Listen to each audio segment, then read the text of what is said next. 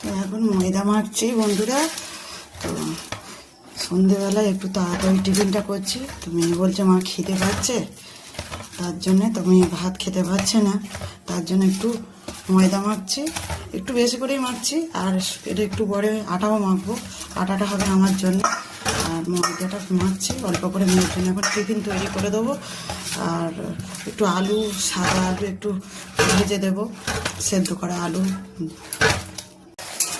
ময়দা তো মাখা হয়ে গেছে, আবার তাকে গুলি করে রেখে দিয়েছি। তো এদিকে দেখো, আলু ভাবলাম একটু সাদা সাদা তরকারি করবো। তুমি আবার বিকেলবেলায় বলে দিলে যে মা একটু আলুর দম করে রাখো।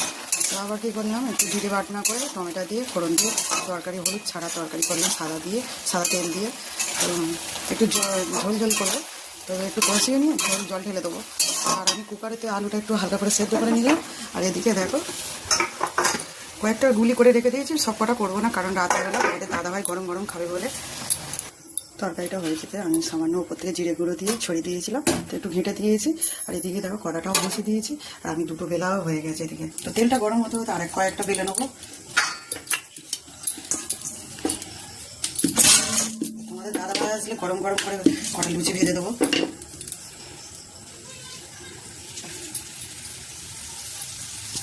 বেলতে বেলতে আমি কয়েকটা ভেজে নিয়েছি, এদিকে দুটো দেখো ভাজা হয়ে গেছে, আর এদিকে ভেজে নিচ্ছি।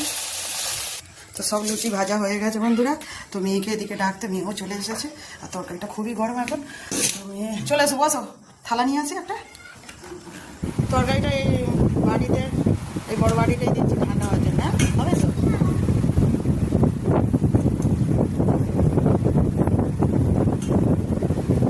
খেয়ে নাও, বসো বসো, নিচে বসো।